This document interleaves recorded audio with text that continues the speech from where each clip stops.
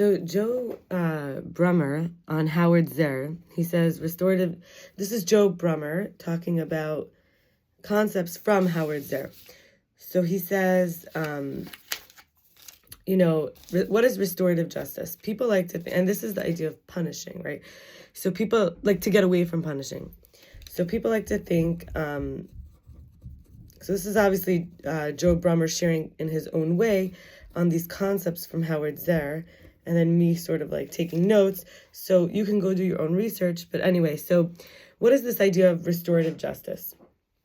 Instead of looking at the rule that someone broke, for example, like, you took something that didn't belong to you, and then you see who did it. It was that guy, Jason. And then we punish them, and we say the punishment is you have to get whipped, God forbid. So restorative justice is a different angle. Instead of punishing the broken rule, we see what harm was done. That lady's bag was taken, right? Then we see who did it. And like to who did what to who. So that guy took that lady's bag and her ID was in there and her senior citizen card and so on. Now we see, how do we resolve and restore? He could return the bag. And now how could we see this is a whole new way of looking at it. What could be done to restore from him to her the time, the energy, the fear, right? And this is where we got to be creative. So here we stop shaming and blaming, and you have to serve your time and you have to have your punishment because you broke a rule.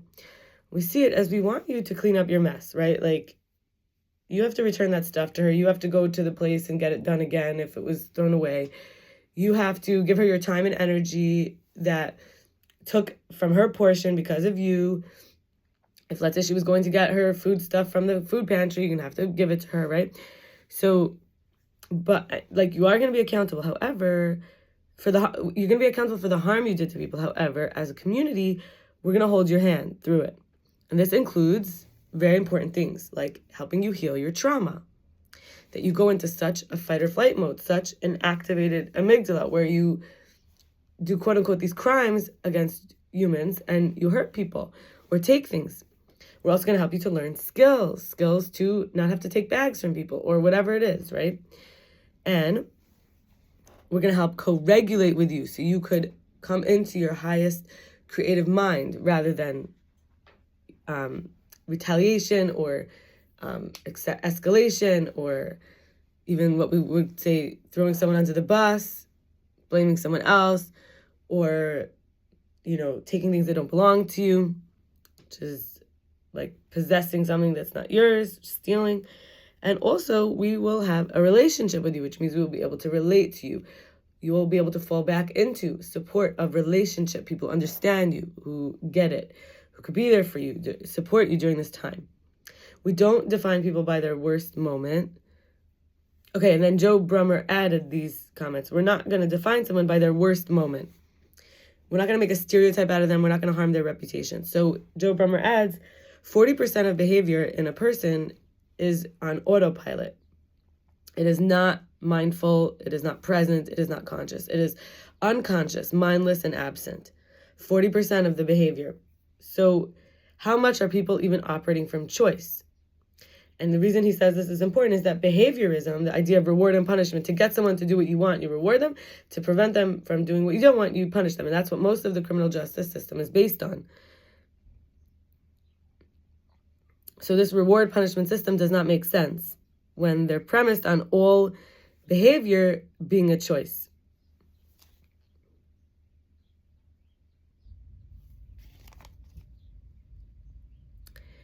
And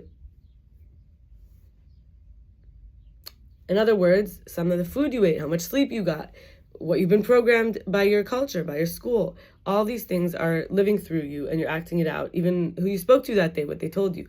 And so we have to look at these alternatives versus the current criminal justice system, because reward and punishment systems don't make sense if the behavior is not even a choice. We have to learn how to get people into a state of being where they can make choices. The next thing I wanted to share was Victoria Moretti on Instagram. She says,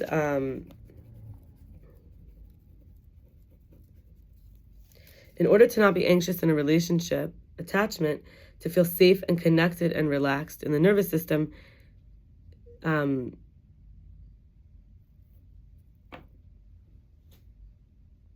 I talked about this before, but I'm bringing it up again to say there needs to be effort, which will include the reassurance. There needs to be validation, which is also like reassurance. Consistency. There needs to be interest, which includes empathy. Knowing where you stand, which is a certainty of clarity. There needs to be quality time and attention, as well as words of affirmation. There needs to be an openness and a transparency of your inner world, which is what intimacy is built on.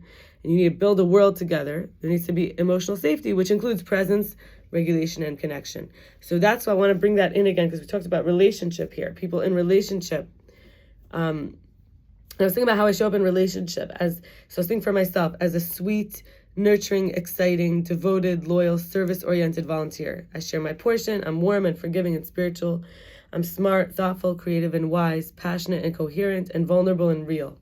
This is what I only know about myself from my relationships. They reflect this back to me. I wasn't told that I'm a criminal, that I'm, any other bad things about me. I was taught that I'm sweet and nurturing and exciting.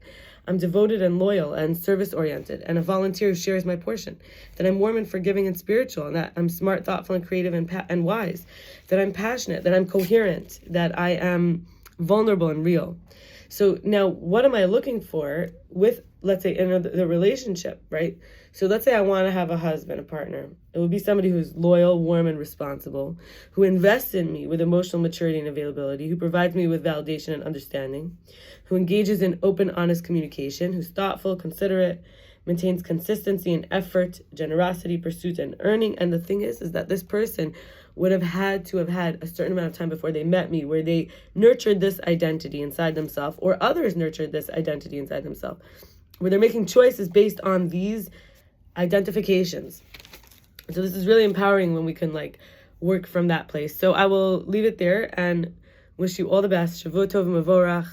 May we be successful in our projects, and may things go smoothly. May we feel connected in good relationships and have healthy identifications.